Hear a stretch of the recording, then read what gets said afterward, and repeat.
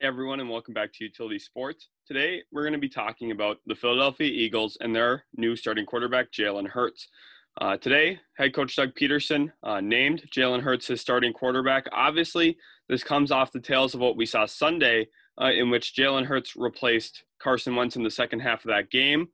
And now Carson Wentz is going to be the backup there. Obviously, this is big news. This is coming off of a loss to the Green Bay Packers in which Wentz really didn't get anything going. And Jalen Hurts really shined in that second half of that game, threw 2 touchdowns, threw one really pretty ball on the right sideline.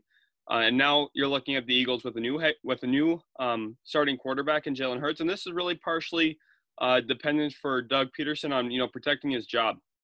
I'm sure from upper management, he's getting, told basically that they want to see what they have in Jalen Hurts.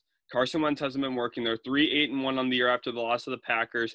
They're going into New Orleans this next week to play the Saints. And now you're throwing the rookie QB into the fire there. It's going to be a tough matchup, obviously. Hurts, does give him a chance. He's a dynamic quarterback. And Wentz just, quite frankly, hasn't been the same since he injured his ACL in the year that he could have possibly won MVP. He was probably the front runner until his injury. And then after tearing it, he just hasn't quite been the same. I think part of it is a real mental block for him. He got to watch Nick Foles lead his team, the team he was captain of, to a Super Bowl and win it. And then his next year coming back, they were a little shaky. Some of the veterans in the locker room wanted Nick Foles to be the starting QB. And I think that kind of has rattled Carson Wentz. He went from MVP frontrunner to now back up on his own team.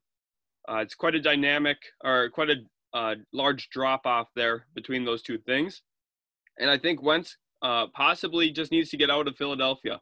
This will be hard, though, because Philadelphia has huge cap hit numbers for him and dead money for Carson Wentz going into 2021 and 2022. The Jalen Hurts selection had really surprised me when they drafted him on day 2 of the NFL draft this past season. And now you're seeing Jalen Hurts get that opportunity.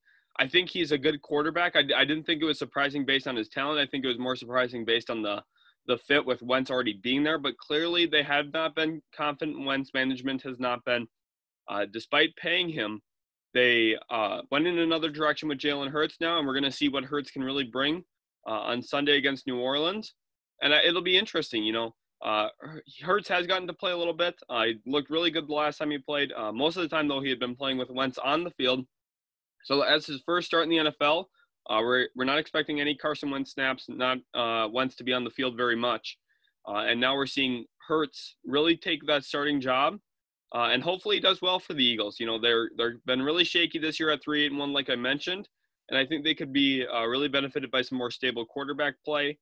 And it's kind of unfortunate for Wentz. He came in as the second overall selection out of NDSU. Many thought he could have even been the number 1 selection over Jared Goff that year.